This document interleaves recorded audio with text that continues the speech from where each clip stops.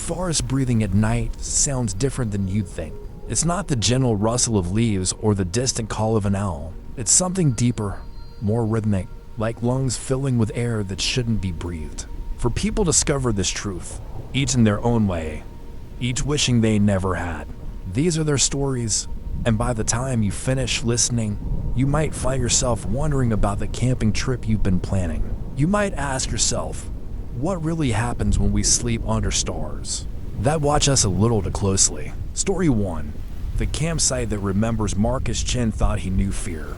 He'd been camping since he was 7 years old, had weathered storms that bent trees in half, had once stumbled upon a black bear rifling through his cooler at dawn. But nothing, absolutely nothing, prepared him for what waited at Clearwater Ridge Campsite number 7. The forest ranger who checked him in seemed normal enough at first. Average height, weathered face, the kind of permanent squint you get from years of scanning tree lines. But when Marcus mentioned he reserved Site 7, the ranger's pen stopped moving. Just for a second, maybe 2. Then he continued filling out the permit as if nothing had happened. Site 7, the ranger said flatly. You sure about that? Marcus laughed. I mean, it was available. Should I not be sure? The ranger slid the permit across the counter. Just make sure you keep your food locked up and your tent zipped, all the way zipped. He paused, looking Marcus directly in the eyes for the first time.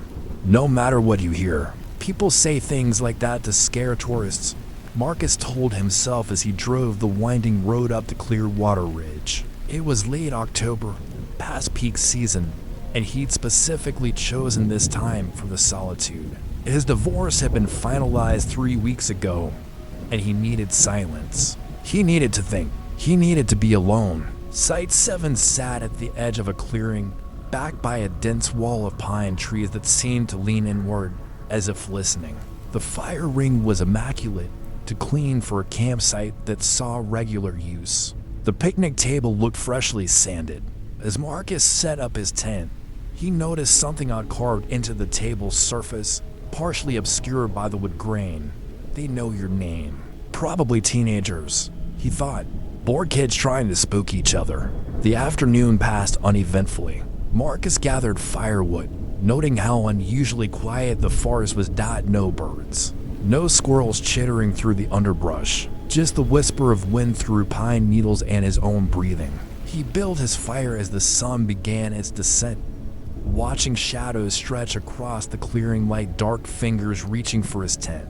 Have you ever been truly alone? I mean completely, utterly alone, where the nearest human being is miles away and the darkness around you is so complete it feels solid.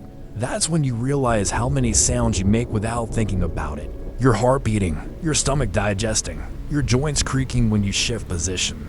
Marcus became acutely aware of all these sounds as night fell and the temperature dropped. He made dinner, a simple meal of freeze-dried pasta, and settled by the fire with a book. But he couldn't focus on the words. He kept looking up, scanning the tree line, feeling inexplicably like he was being watched. At one point, he could have sworn he saw movement between the trees, something pale and quick. But when he grabbed his flashlight and aimed it at the spot, there was nothing but bark and darkness. Around 10 o'clock, Marcus decided to call it a night. He doused the fire carefully, made sure his food was locked in the bear box provided by the park, and climbed into his sleeping bag.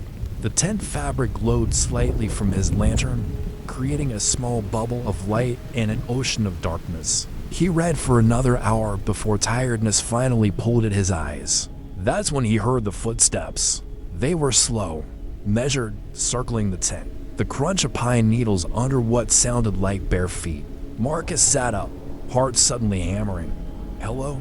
He called out. Someone there? The footsteps stopped. The silence that followed was somehow worse than the sound.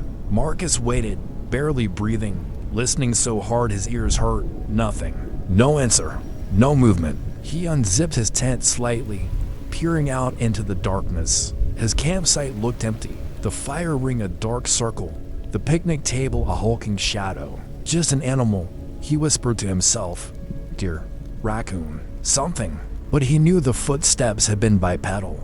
He knew they had sounded distinctly human. He zipped the tent back up, all the way, remembering the ranger's words. He turned off his lantern, plunging himself into complete darkness. Sleep, he knew, would be difficult, but eventually, exhaustion would win. It always did. Around 3 in the morning, Marcus woke to whispering. At first, he thought he was dreaming. The sounds were soft, multiple voices overlapping, coming from just outside his tent. He couldn't make out words, exactly, just the rhythm of conversation, of discussion, like a group of people standing around his tent, debating something in hushed tones. "Hello?" Marcus called out again, his voice cracking slightly. "I can hear you. This isn't funny." The whispering stopped instantly. Then, after a moment, a single voice spoke clear, close, right next to the tent wall near his head. "Marcus," it said. Just his name, nothing else. Ice flooded his veins. His hands began shaking. "Who are you?" he demanded, trying to sound braver than he felt. "How do you know my name?" "Marcus," the voice repeated. It sounded wrong somehow. The syllables were correct, but the tone was off, like someone who had learned to speak by listening to recordings but had never understood inflection. Marcus Chen divorced alone, camping at Site 7. He scrambled out of his sleeping bag, fumbling for his flashlight. His mind raced through possibilities. Someone had accessed his reservation. A stalker, a dangerous person who targeted solo campers. He grabbed his phone. No service, of course. He knew there wouldn't be. But he had to check, had to try. "I'm calling the police," he shouted, knowing it was a bluff. "No, you're not," the voice replied calmly. "There's no service. There's never service at Site 7. That's why we chose it, The voice had said we. Marcus aimed his flashlight at the tent wall where the voice was coming from. The beam illuminated the orange fabric, and he saw something that made his breath catch. A shadow. A human-shaped shadow pressed against the outside of his tent. But it was wrong. The proportions were off. The arms too long. The head tilted at an angle that necks shouldn't bend. "What do you want?" Marcus whispered. "To remember," the voice said. "We've been here so long." Marcus. At Site 7. Waiting. Watching. The Park Service tries to keep people away. But sometimes someone books Site 7 anyway. Sometimes someone comes. And when they do, we remember. We remember what it was like to have names, to make sounds, to be warm. More shadows appeared on the tent walls. 5.6. 7 of them, all wrong shapes, all too still. "This can't be real," Marcus said, more to himself than to them. "This is just, I'm having a breakdown. The stress, the divorce, I'm hallucinating." "You can leave," the voice said. "Right now, get in your car and drive away. We won't stop you, but you'll always wonder, won't you? You'll always ask yourself if it was real. And you'll never camp again. You'll never trust darkness again. You'll spend the rest of your life wondering what we were." Marcus made a decision. He unzipped his tent slowly and stepped out into the night. The campsite was empty. No people, no shapes, just his tent, the fire ring, the picnic table with its ominous carving. The forest around him stood silent and still. His flashlight beam cut through the darkness, finding nothing but trees and shadows. He walked to the picnic table, running his hand over the carved words. "They know your name." The wood felt warm under his fingers, which made no sense in the October cold. And then he noticed something else carved below, in fresher marks that definitely hadn't been there when he arrived. Marcus Chen was here. He left. They remember. Marcus didn't pack his tent. He ran to his car, started the engine, and drove away from Clearwater Ridge. The ranger station was dark when he passed it, but he could have sworn he saw someone standing in the window, watching. When he reported the incident the next day, calling from his apartment to 100 miles away, the Park Service had no record of a Site 7 at Clearwater Ridge. The ranger on the phone sounded confused. "Sir," she said, "Clearwater Ridge only has 6 campsites. It's always only had 6. Are you sure you were at the right part?" Marcus pulled up his reservation confirmation. Site 7, clear as day. He read her the confirmation number. That's not one of our confirmation formats, she said gently. Sir, did you actually camp somewhere last night, or did you perhaps have a vivid dream? He hung up. He looked at his photos from the trip, the pictures of his tent, the fire, the sunset through the trees. All perfectly normal, except in one photo, taken of the tree line at dusk.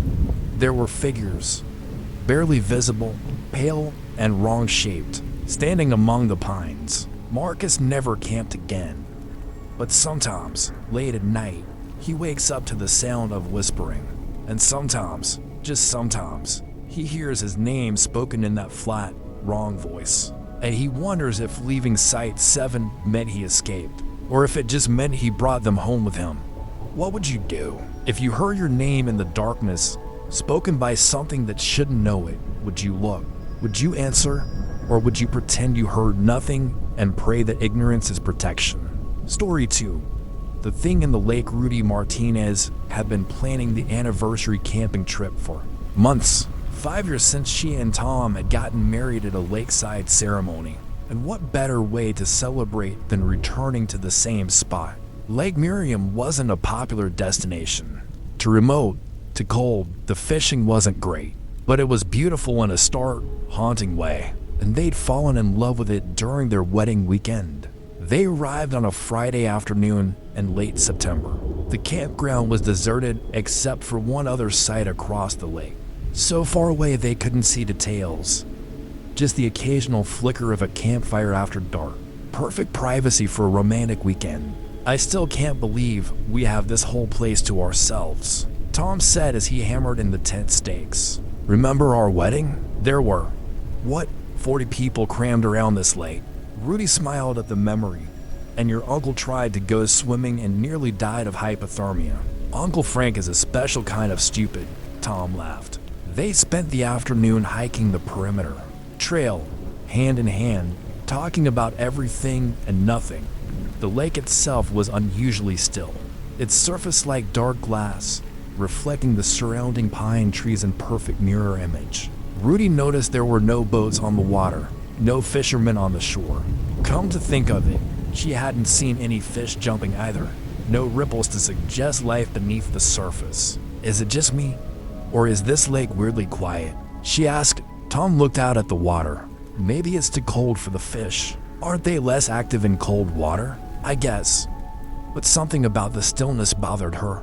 It reminded her of pictures she'd seen of dead zones in the ocean, places where nothing could live. But this was a mountain lake, spring-fed, supposedly pristine.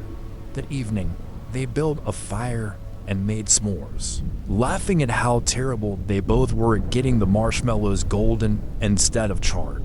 As darkness fell, they sat close together, watching the flames dance and listening to the absolute silence of the forest around them. We should go for a night swim, Tom suggested suddenly. You know, recreate our wedding night. Rudy laughed. Are you insane? It's got to be 50 degrees out here. The water's probably 40. Come on, just a quick dip. For tradition. He waggled his eyebrows suggestively. How about we recreate the wedding night in the nice warm tent instead? They compromised by walking down to the shore and wading in up to their ankles. Shrieking at the cold, the water was absolutely freezing, even colder than Rudy expected. Tom splashed her, and she shrieked, jumping back. Okay, you win, Tom conceded. This is insane. Then it is. As they turned to go back to their campsite, Rudy glanced out at the lake one more time. For just a moment, she thought she saw something break the surface. Not a fish jump, exactly. More like something large had rolled over just beneath the water, causing a gentle swell. But when she looked directly at the spot, the lake was perfectly still again. Did you see that? She asked Tom. See what? Something in the water, like a wave. But there's no wind. Tom peered out at the lake. I don't see anything. Maybe a beaver or something. Maybe. But Rudy felt uneasy as they walked back to camp. That hadn't looked like a beaver. It had looked big. Really big. They settled into their 10 around 10, curling up in their double sleeping bag. Tom fell asleep almost immediately, his breathing deepening into soft snores. Rudy lay awake, listening to the sounds of the night, or rather, the lack of sounds. No crickets, no owl hoots, no rustle of small animals in the underbrush. Just silence, broken only by Tom's breathing and her own heartbeat. Around midnight, she heard the splashing. At first, it was rhythmic, almost mechanical splash. Pause, splash, pause, like someone swimming with measured strokes. Rudy unzipped the tent quietly and peered out. The moon had risen, casting silver light across the lake. And there, maybe 100 yards offshore, she saw a ripple spreading out in perfect circles. Someone was swimming. Rudy's first thought was that whoever was camping on the far side of the lake had decided to go for a midnight swim. Brave soul, in this cold. But as she watched, she realized the swimming pattern was strange. The ripples appeared in one spot, then another far away, then back to the first spot, as if the swimmer was covering impossible distances in seconds. She woke Tom. "Hey, wake up, there's someone in the lake." "MMM. What?" Tom mumbled, barely conscious. "Look, someone's swimming." Tom sat up groggily and looked where Rudy was pointing. They watched together as the ripples continued their strange pattern. And then, suddenly, they stopped. The lake went still again. "Weird," Tom muttered. "Maybe we should check on them. Make sure they're okay." Rudy was about to agree when she saw it. A head broke the surface, right where the ripples had been. But it was too far away to make out details in the moonlight. Just a pale shape against the dark water. And it wasn't moving like a swimmer treading water. It was too still, too vertical, like someone standing in water that should have been over their head. "Hello," Rudy called out. Her voice echoed across the lake and died in the surrounding forest. "Are you okay out there?" The head tilted, slowly, as if listening. Then it began moving toward shore. Not swimming, gliding. The surface of the water barely disturbed. "That's not right," Tom whispered. "That's not, Rudy. That's not swimming." They watched, frozen, as the shape approached the shore. As it got closer, they could see it was humanoid, but the proportions seemed wrong in the moonlight. The tall arms long, moving with a smoothness that was distinctly unhuman. When it reached the shallows, it stood up. The thing was at least 8 feet tall, pale and dripping, its skin catching the moonlight in a way that suggested it wasn't quite skin at all. It turned its head toward their campsite, and even from 100 yards away, Rudy could feel its attention lock onto them. Then it started walking toward them, into the car. Tom hissed, "Now, now, Rudy, now." They scrambled out of the tent and ran for their vehicle. Rudy's hands shook so badly she dropped the keys twice before managing to unlock the doors. They threw themselves inside, locking the doors, and Tom started the engine with a roar. In the headlights, they could see their campsite, the tent, the fire ring, and standing at the edge of the light, the thing from the lake. It was naked, sexless, its skin a pale gray that glistened with water or something else. Its eyes reflected the headlights like an animal's, but the shape of its face was almost human. Almost, but not quite. The proportions were subtly wrong, uncanny, like a reconstruction of a human face done by something that had only seen pictures. Its mouth opened. At first, no sound came out. Then, a voice wet bubbling, speaking words that sounded like they were formed underwater. "Stay," it said, double quotes, talk, remember, drive. Rudy screamed. Tom threw the car into gear and floored it. As they sped away down the dirt road, Rudy looked back. The thing stood in their campsite, watching them go. It raised one too long arm, as if waving goodbye, or beckoning them to return. They drove straight through the night, not stopping until they reached a gas station 2 hours away. Tom called the park service and tried to report what they'd seen, but the ranger on duty suggested they perhaps had too much to drink and should probably avoid camping for a while. "Sir, Lake Miriam is a well-documented area. We have camera traps all around it for wildlife monitoring. I assure you, there's nothing unusual in that lake." "Then check your cameras," Tom demanded. "Check the ones from last night." There was a long pause. "Sir, our cameras around Lake Miriam have been malfunctioning for the past 3 weeks. We haven't gotten a single clear image from any of them. Just static and these strange, blurry shapes that our tech team thinks are water damage on the lenses. We were actually planning to replace them next month. Rudy and Tom never went back for their tent and camping gear.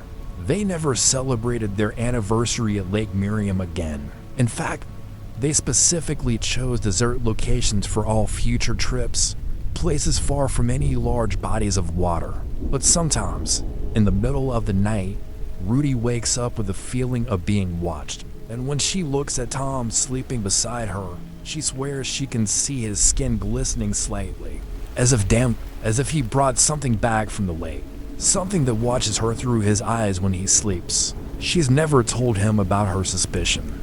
She's terrified of what might happen if she does, because sometimes, just sometimes, she hears him speaking in his sleep, and the voice doesn't quite sound like his. It sounds wet, bubbling, like words formed underwater, and it always says the same thing: come back to the lake. Come back, we're waiting. Story 3. The trail that moves. Kevin Foster was an experienced hiker. 20 years of trail experience, summit certifications, wilderness first aid training, the works. He'd hiked the Appalachian Trail, parts of the Pacific Crest, numerous international treks. So when his hiking group suggested the Whispering Pines Loop, a supposedly moderate 12-mile circuit in the Cascade Wilderness, he figured it would be a nice, easy weekend. The group consisted of 6 people: Kevin, his girlfriend Jonna, 2 brothers named Derek and Mike, and a couple, Allison and Josh, who were relatively new to serious hiking. They started Friday morning, planning to complete the loop by Sunday afternoon. The trail was well marked, recently maintained, and according to every map and guidebook, straightforward. The first day went perfectly. They made good time, enjoyed spectacular views of the valley below, and set up camp at the designated site around 5 o'clock. The evening was pleasant, filled with good food and better conversation. Kevin felt that familiar peace that came with being in the wilderness, away from phones and obligations and the chaos of regular life. They went to sleep around 10, planning an early start for day 2. Kevin woke at dawn to the sound of Derek and Mike arguing in hushed voices outside the tents. "I'm telling you, this isn't where we came from," Mike was saying. "The trail marker is wrong." "How can a trail marker be wrong?" Derek countered. "It's literally bolted to a tree." Kevin unzipped his tent and stepped out. The brothers stood at the edge of their campsite, staring at a trail marker post. Kevin walked over to see what the problem was. The marker pointed back the way they'd come yesterday, but the distance notation read 8.4 miles to trailhead. Kevin frowned. They'd hiked exactly 6 miles yesterday. He tracked it on his GPS. It should read 6.0 miles to trailhead. GPS must have been off. Derek suggested, "Maybe we didn't make as much distance as we thought." But Kevin checked his device. According to the GPS data, they definitely hiked 6 miles. "This doesn't make sense," he muttered. "Should we be worried?" Johnny asked, emerging from her tent. "No," Kevin said with more confidence than he felt. "Trail markers get updated based on new surveys sometimes. The actual trail route might have changed slightly. We'll just keep following the markers forward. They'll get us to the end regardless." Everyone seemed satisfied with this explanation. They broke camp and started hiking. By noon, they should have reached Raven's Point, a scenic overlook that marked roughly the halfway point of the loop. But the trail just kept going, winding through endless pine forests that all looked the same. Kevin checked his GPS again. According to the satellite data, they were moving, making progress, but the trail markers they passed kept showing distances that didn't make sense. 7.2 miles to Ravens Point, one read. 2 miles later, 7.8 miles to Ravens Point. "We're going the wrong way," Allison said, her voice tight with anxiety. "We have to be going the wrong way. We can't be," Kevin insisted. "There's only one trail. We've been following the markers. We haven't passed any junctions or forks." "Then why are the distances getting longer instead of shorter?" Josh demanded. It was a question Kevin couldn't answer. He gathered everyone together and proposed they turn around, head back to last night's campsite, and then retrace their steps from there back to the trailhead. Better to waste a day than get more lost. They turned around and started hiking back, but after an hour, they still hadn't reached any landmarks Kevin recognized. The forest looked the same in every direction. Same type of trees, same undergrowth, same filtered sunlight through the canopy. "This is impossible," Jana whispered. "We've been on this trail for, 7 hours today. We should have seen something familiar by now." As if in response, they came to a trail marker. Kevin's blood went cold when he read it. "Welcome to Whispering Pines Loop, 12.3 miles to completion." They were back at the beginning, but they couldn't be. The trailhead wasn't here. There was no parking lot, no ranger station, no sign of civilization. Just this marker, standing in the middle of the forest, welcoming them to a trail that apparently had no start or end. "I want to call for help," Allison said, her voice shaking. "Right now, I want to call search and rescue." "There's no service out here," Derek reminded her. "There's never service in this valley." "Then we use the emergency beacon," Mike suggested. Kevin had brought a satellite emergency beacon, standard equipment for serious hikers. He pulled it out and activated it. A red light began blinking, indicating it was transmitting their distress signal. They were supposed to stay put once they activated it, wait for rescue. They set up camp right there, not knowing what else to do. As night fell, the forest around them seemed to grow denser, the shadows deeper. Kevin tried his GPS again and discovered something that made his hands start shaking. According to the GPS, they were moving, even though they were sitting still. The GPS showed them in constant motion, following the trail, making steady progress around the loop. The little blue dot representing their position crawled along the red line of the trail, moving at exactly 3 miles per hour. "Walking speed. Show me," Jana demanded. Kevin handed her the device. They all watched as their position marker completed the entire 12-mile loop in 4 hours, then started again, and again, and again. "We're in some kind of loop," Josh said quietly. "Like a real loop. Not just a trail that circles back, but something else. Something wrong." "That's ridiculous," Derek snapped. "There's a rational explanation for this. Equipment malfunction, magnetic anomaly, something." But even as he said it, Kevin could tell Derek didn't believe his own words. They tried to sleep that night, but it was fitful, full of strange sounds just beyond the firelight. Footsteps that matched their own pace. Whispers that might have been wind in the pines or might have been something else. And always, the feeling of movement even though they were lying still. Morning came, and with it, a horrifying discovery. Their tents had moved during the night, not far, maybe 20 yards, but they definitely moved. Kevin could see the crushed grass where they'd set up camp, and now they were in a slightly different position.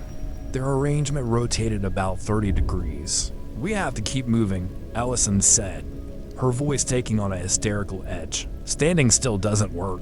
The trail moves us anyway, so we have to move faster. We have to outpace it." "Outpace what?" Mike demanded. "You're not making sense." "The loop," Allison shouted. "Can't you feel it? The trail is alive or cursed or something, and it's making us walk it forever. But if we move faster than it expects, maybe we can break out. Maybe we can find the edge." It was insane logic, but Kevin couldn't think of anything better. And the emergency beacon had been transmitting for over 12 hours with no response. Either no one was receiving the signal, or no one could find them. Or, a small voice in his head suggested, they weren't really anywhere anymore. They were between, in the loop itself. They started hiking again, this time at a near run. They ignored the trail markers, crashed through the underbrush, trying to move perpendicular to the trail to find something, anything, that wasn't part of the loop. But no matter which direction they went, they always ended up back on the trail. Always found another marker, always saw the same endless pine forest. They hiked for 10 hours straight, barely stopping. And then, as the sun began to set again, they saw something new. A campsite, tent setup, a cold fire ring, backpacks leaning against trees. Their campsite from the first night. No, Jonna whispered. No, no, no. We couldn't have circled back. We were running. We were going straight. Derek walked to one of the backpacks and opened it. He pulled out a driver's license and stared at it, his face going white. "This is mine," he said. "This is my pack. We're at our own campsite." "Then where are we?" Josh asked. "I mean, physically. In reality, where the hell are we?" Kevin didn't have an answer. None of them did. They've been on the trail for 3 months now, or maybe it's been 3 years, or 3 days. Time doesn't work right in the loop. Sometimes the sun rises 3 times in what feels like an hour. Sometimes night lasts for what seems like weeks. They've stopped trying to escape. The emergency beacon battery died long ago. Their food ran out, but somehow they don't feel hungry. They just keep walking. The trail markers keep counting down distances that never change. And sometimes, very rarely, they encounter other hikers. Other groups who look lost and terrified and who don't seem to see Kevin and his friends at all.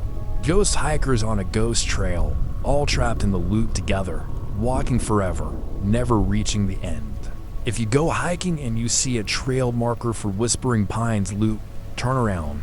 Don't follow it. Don't trust the distances it promises or the views it guarantees. Because the trail doesn't end. It never ends. It just keeps going in circles, and everyone who steps onto it becomes part of the loop. Walking forever through the same 12 miles of pine forest. Watching the same sun rise and set in impossible patterns. Waiting for a rescue that will never come because they are no longer in a place where rescue can reach. And if you hear footsteps behind you on a well-marked trail, footsteps that match your pace exactly, don't look back because you might see them. The loop walkers, the ones who came before, the ones who thought they knew these woods, the ones who learned too late that some trails don't lead home. They lead deeper in, always deeper in. Story 4. The child in the woods. Rebecca Thompson volunteered as a camp counselor every summer. She loved working with kids, loved the outdoors, and the pay, while minimal, help with college expenses. This particular summer, she was assigned to Camp Pinewood, a sleepaway camp for kids aged 8 to 12, nestled deep in the Ozark Mountains. The camp had been operating for 40 years without incident. It had an excellent safety record, a caring staff, and a reputation for giving kids an authentic wilderness experience. Rebecca felt lucky to be working there. Her first week went smoothly. She was in charge of Cabin 7. 12 girls who quickly bonded over s'mores and ghost stories and midnight giggles. Rebecca found herself getting attached to them, especially a quiet girl named Emma, who seemed to lag behind the others in confidence and social skills. On the 8th night, Emma woke Rebecca around 2 in the morning. "Miss Rebecca," the girl whispered, shaking her shoulder. "There's someone outside." Rebecca sat up, instantly alert. "What do you mean, honey?" "A kid. A boy, I think. He's standing at the window, looking in." Rebecca's heart rate spiked. The cabins were supposed to be secure. The boys' cabins were on the opposite side of camp. No child should be wandering alone at this hour. She grabbed her flashlight and went to the window Emma pointed to at first. She saw nothing but darkness and trees. Then a face appeared in the window, pale and young, maybe 9 or 10 years old. A boy in what looked like old-fashioned clothing, staring into the cabin with wide, unblinking eyes. Rebecca's counselor training kicked in. A lost camper, maybe from one of the boys' cabins. Sleepwalking or scared, she needed to get him inside safely and figure out where he belonged. She stepped outside quietly, not wanting to wake the other girls. The boy stood a few feet from the cabin, perfectly still. "Hey there," Rebecca said gently. "Are you lost? Which cabin are you from?" The boy didn't answer. He just stared at her. "It's okay," she continued, moving closer slowly. "You're safe. Let's get you back to bed. What's your name?" "Thomas," the boy said. His voice was strange, flat, as if he was reading from a script he didn't understand. "Okay, Thomas, let's find your counselor. Come with me." She reached out to take his hand.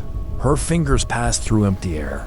Rebecca blinked. The boy was still standing there, visible, solid looking. But when she tried to touch him, there was nothing, just cold air. "This isn't real," she whispered. "You're not real. I'm real," Thomas said in that same flat voice. "I've been real since 1967. I've been waiting since 1967. Rebecca took a step back. Waiting for what? For someone to see me, for someone to remember. They made everyone forget, against every instinct screaming at her to run. Rebecca asked, "Forget what?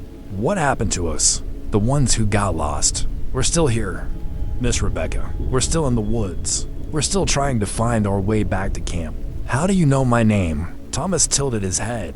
"We've been watching. We watch all the counselors, all the kids, every summer. New faces. But the woods stay the same. And we stay in the woods. How many of you are there?" The boy smiled. It was not a comforting expression. Enough.com see. "Come into the woods and see." "I can't do that, Thomas. I have to stay with my campers. They'll be fine. Just for a minute, just to see. Don't you want to understand?" Every fiber of Rebecca's being was screaming that this was wrong, that she should go back inside. Wake the head counselor. Report this. Do anything except follow a ghost child into the dark woods. But there was something in Thomas's eyes, something pleading and desperate, that made her hesitate. "Just to the tree line," she said. "You show me from there, okay?" Thomas nodded and turned, walking toward the forest edge. Rebecca followed, keeping her flashlight trained on his back. He didn't cast a shadow. She noticed that now. Her light passed right through him, illuminating the trees behind. At the edge of the woods, Thomas stopped. He pointed into the darkness between the trees. "There," he said. "Do you see them?" At first, Rebecca saw nothing.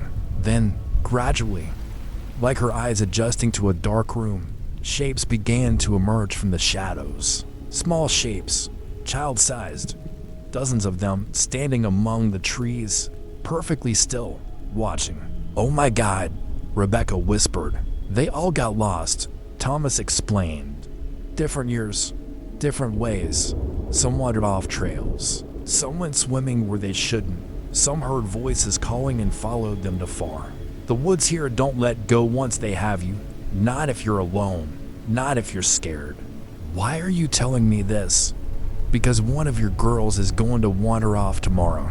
During the nature hike, she's going to see something shiny in the underbrush and go after it. And she won't realize how far she's gone until it's too late. Unless you stop her." "Which girl?" Thomas looked sad. "The quiet one, Emma. We like the quiet ones best. They don't scream as much when they realize they're lost." Rebecca felt sick. "What do you want from me?" "Don't let her wander. Don't let any of them wander. The woods are hungry, Miss Rebecca. They're always hungry. And we're tired of being here. We're so tired." With that, Thomas and all the other child shapes simply faded, like morning mist burned away by sun. Rebecca stood alone at the forest edge, her flashlight illuminating nothing but trees and darkness. She went back to the cabin, checked on all her girls. They were sleeping soundly, and spent the rest of the night sitting in a chair by the door, unable to sleep, replaying the encounter in her mind. Had it been real? A dream? A hallucination brought on by stress and exhaustion? But the next day, during the nature hike, Emma did exactly what Thomas had predicted. She saw something glinting in the undergrowth, something metallic, and started to wander toward it. Rebecca caught her arm just in time, pulled her back, kept her close for the rest of the hike. That night, Rebecca reported everything to the camp director. She expected disbelief, dismissal, maybe even termination. Instead, the director's face went pale. "Show me exactly where you saw them," she said. They went to the forest edge together. Rebecca pointed out the spot, and the director pulled a folded piece of paper from her pocket. It was a list, names and dates. "These are all the children who've gone missing from this camp over the years," the director explained quietly. "Not just from Camp Pinewood. From any camp that's operated in this valley going back to the 1920s. We keep records, because, occasionally, counselors report seeing things, hearing things. We've never been able to prove anything. but there have been enough incidents that we can't dismiss them. How many? Rebecca asked, her voice barely above a whisper. 43 confirmed disappearances. Most were ruled accidents, drownings, falls, exposure. But a few just vanished completely. No bodies ever found. And you still run the camp with kids. Knowing this, the director's face hardened. What would you have me do? Close down based on ghost stories. This camp provides a valuable service. We teach wilderness skills, self-reliance, environmental stewardship. Yes, we've had tragedies. Every camp that's been operating this long has. But we've also saved hundreds, maybe thousands of children from a life of screens and suburbs and safety-wrapped existences that teach them nothing about the real world. The real world doesn't have ghost children recruiting for the woods. Rebecca shot back, doesn't it? The director's eyes were hard. You've seen them now. You've been warned. So do your job. Watch your kids. Don't let them wander.